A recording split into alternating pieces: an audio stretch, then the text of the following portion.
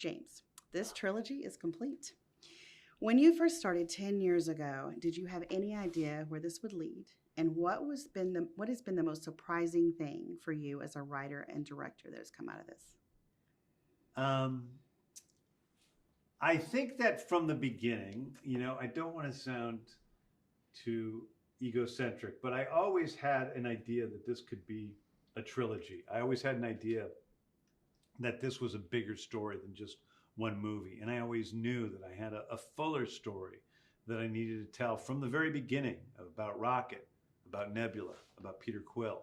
And that's what I think that we've done. Each character has a beginning and an ending that ends at the end of this movie. So I always felt like this was going to be a bigger story. And then I can't remember your second question. Well, as what has been most surprising thing for you as the writer and director for this?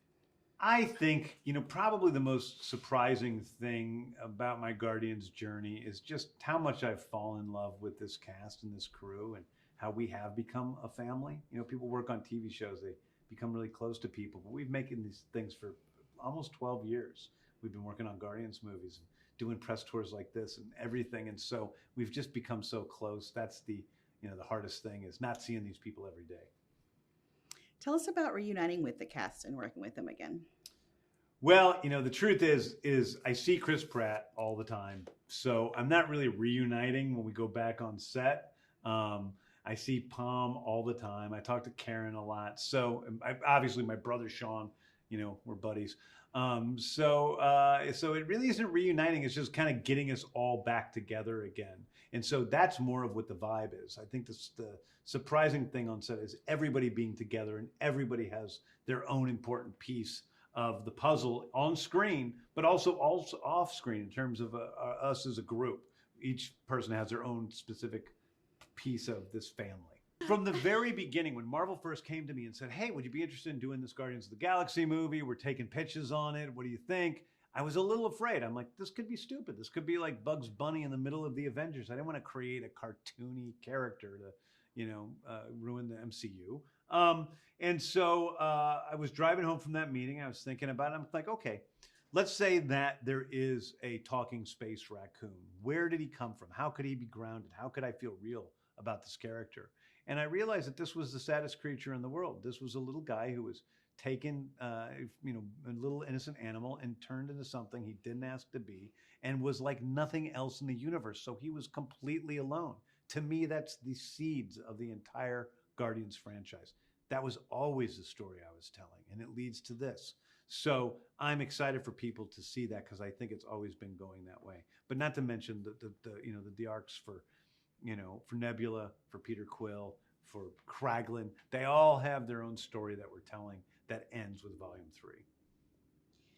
You have a great blend of the practical and CGI in the film. Why is it important for you to do as much in camera, and what does it bring to the film? Well, I don't really have some obsession with doing things practically in camera with effects. What I look for is what is the best way to tell the story. So if an effect can be done the best with prosthetic effects, and we have more prosthetic effects in this than any movie ever made in the history of film, for real, then I'm going to do that. And if it's best served by doing computer, graphics, then I'm going to do that. So it's really what looks the best, what serves the story. If you have a raccoon running around who's talking and doing action scenes, you need to CGI that. We can't do that with puppeteering. It's just not possible.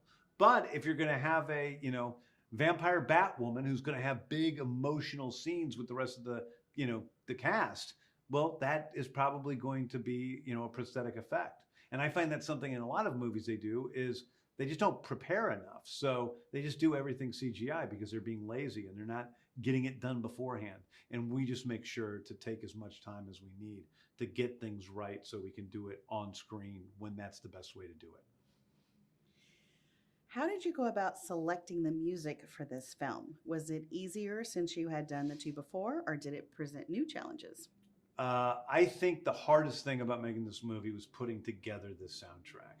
I think on the first two movies, they were all, 70s AM pop hits. There's a limited supply, there's a limited amount of top 40, 70s songs that I could use.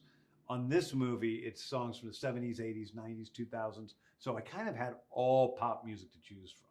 And figuring that out was daunting. And I didn't want to let people down. I knew that the first two soundtracks were iconic in their own ways.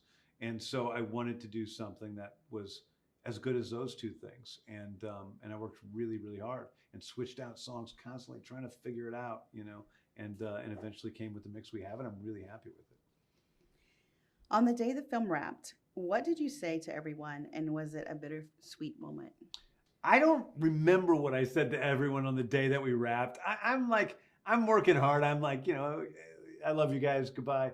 But I think that what I remember are the speeches that the cast members gave. So I remember Chris Pratt's speech, on the last day of his filming, where he read off quotes from writers who said what a big bomb Guardians of the Galaxy Volume 1 was going to be, and how nobody believed it was going to be a hit. And I remember Zoe's speech where she talked about how much, the crew and the cast and me meant to her, and where she broke down crying, and it made me break down crying in a real way, which doesn't happen very often. I remember my brother Sean's speech and just thinking what it was like, when we were playing in our basement together when I was, little children playing with Fisher Price toys. And here we are doing the same thing, essentially, making movies with all these characters and creating. And that was very moving to me. So I remember other people's words. I really don't remember even holding the mic.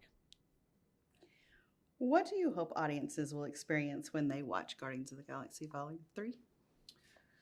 I always hope for one thing when people go to see a movie. I hope that when they go to see a movie, they walk in, they enjoy it, of course, and then when they walk out of the theater, they love the person next to them a little more than what they felt about them when they walked in.